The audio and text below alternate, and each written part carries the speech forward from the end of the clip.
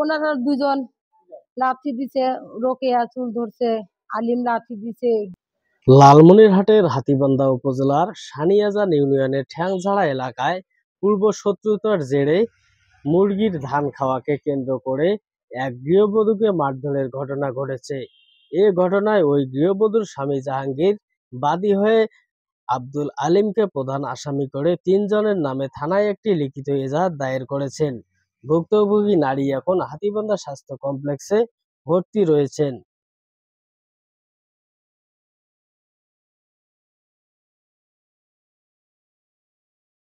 এ বিষয়ে ভুক্তভোগী নারী অভিযোগ করে বলেন, আমার নাম মুসাম্মদ হাসিনা খাতুন, আমার বাড়ি সানিয়াজান ২ নম্বর ওয়ার্ড।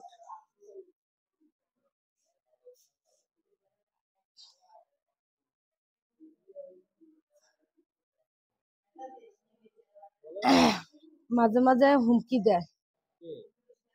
আমার নন্দের জামাই আব্দুল আলিম, বাড়ির পাশেই।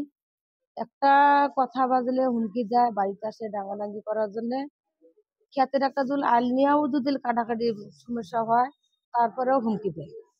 একটা সামান্য চড়াই ধান খাইছে, দাবার দেওয়ার জন্যই আজ বাড়িতে আসিয়া, আমার স্বামীর বাড়িতে আসিয়া আমার বাঁশ দিয়া মাথার ডাং দিয়া একবারে, আগে যে মারছে ওইটা তো দেখান যায় না, মাথার ডাং দিছে, ওতে ওইখানে পড়ে গেছি।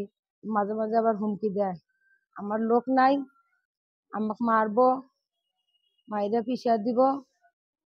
মানে ওনার যে ভাষা খারাপ, একবারে ধরা যায় না, ভাষা খারাপ। প্রতিবাদ করলে ডাং খাওয়া লাগে, হুমকি দেয় মাঝে মাঝে। আবার আমার স্বামীর বাড়িতে আসিয়াই ওনার জোর। আমার যে স্বামীর বাড়ি আমার বাড়ি, তারপরে ওনার কোনো আমার জোর নাই, ওনারই জোর, ওনার শ্বশুর বাড়ি।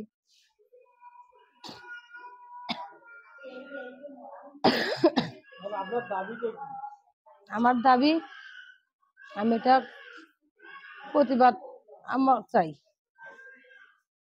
অন্যায়ভাবে আমাকে মারছে, এটা আমি বিচার চাই। আমার নাম জাহাঙ্গীর। আমার স্ত্রীকে রড দিয়ে মাথায় ডাং দিছে। পূর্বের জেরে জমি নেওয়ার বাবদে শত্রুতার জেরে আমার বাড়িতে এসে আলিম আমার স্ত্রীকে রড দিয়ে মাথায় জখম করছে। আর এবং আমাকে এই যে চোখের মধ্যে ঘুষি মারছে, এখানে এই যে দেখেন খোলা আছে। আমার দাবি, অন্যায়ভাবে আমার সাথে খুব সূত্রমি লাগাইছে।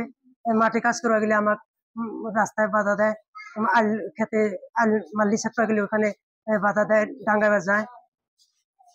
আমার দাবি, এইভাবে আমাকে অত্যাচার করা হয়েছে এই আলিম।